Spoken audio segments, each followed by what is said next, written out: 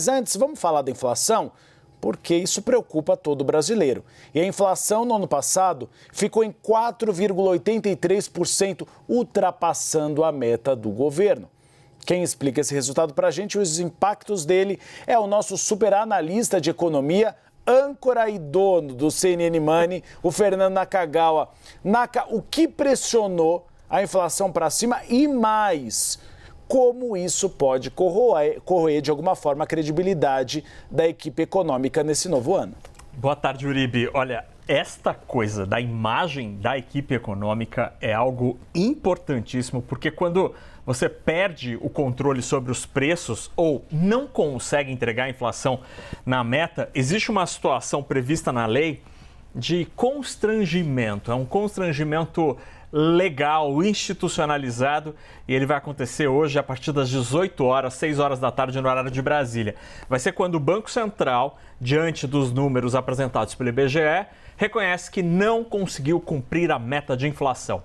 E às 6 horas da tarde, a partir desse horário, o BC vai entregar uma carta, literalmente é uma carta, com os argumentos se explicando para o ministro da Fazenda por que não conseguiram cumprir esta meta. Essa carta vai ser assinada pelo presidente do Banco Central, que hoje é Gabriel Galípolo, mas o ano de 2024 foi liderado por Roberto Campos Neto, que deixou o cargo no fim do ano de 2024. A gente separou os números para entender um pouquinho como foi o ano de 2024 na inflação.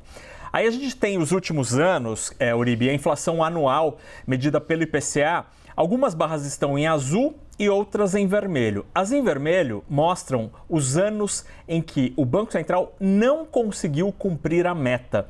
Então a gente tem aí 11 anos, né, nos últimos 11 anos, 5 não tiveram cumprimento da meta. 2024, 22, 21, 17 e 15. O ano de 17 foi curioso, porque houve o descumprimento da meta para baixo, porque a meta hoje é de 3%, com uma margem de tolerância de 1,5 ponto para cima ou para baixo. Então, a inflação pode ficar até 4,5% no limite máximo ou até 1,5% no limite mínimo. E o que aconteceu em 2017, a meta era outra, mas o Banco Central entregou uma inflação abaixo da meta, o que também é ruim em termos econômicos, pode parecer estranho, mas é verdade.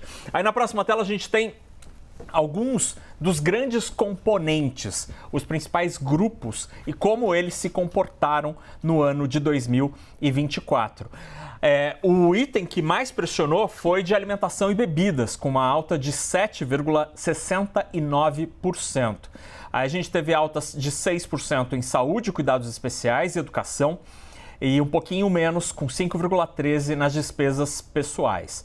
Aí, entre os outros itens, aí altas mais modestas. Transportes, habitação na casa dos 3%, vestuário e comunicação em 2%, mas quase 3%, e artigos de residência aí com a menor alta de 1,31%.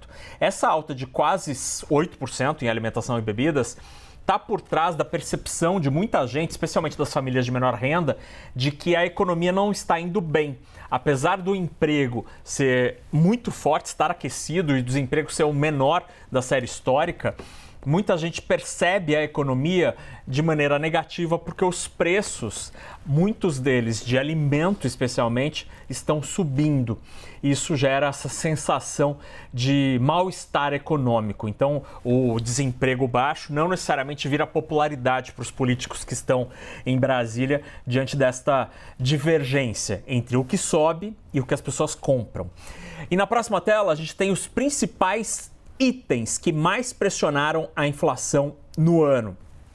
A gente tem aluguel, com alta de quase 3,5%, refeição fora de casa, alta de quase 6%, condomínio mais de 6%, lanche, lanche é muito paulista, né? Alta de 7,56%, plano de saúde bem parecido, com alta de quase 8%, serviços bancários 8%, assim como ensino fundamental quase 9%, e aí os três que lideraram em termos de impacto no IPCA, gasolina com uma alta de quase 10%, leite longa-vida quase 19% e o café moído com um aumento de quase 40%. Esses foram os principais itens que pressionaram a inflação no ano, segundo os dados divulgados mais cedo. Lá no site da CNN, Uribe, tem uma reportagem feita pelo Patrick, da nossa equipe, sobre os preços dos itens que foram prometidos pelo governo. E aí é muito interessante porque a picanha e a cerveja subiram no ano passado.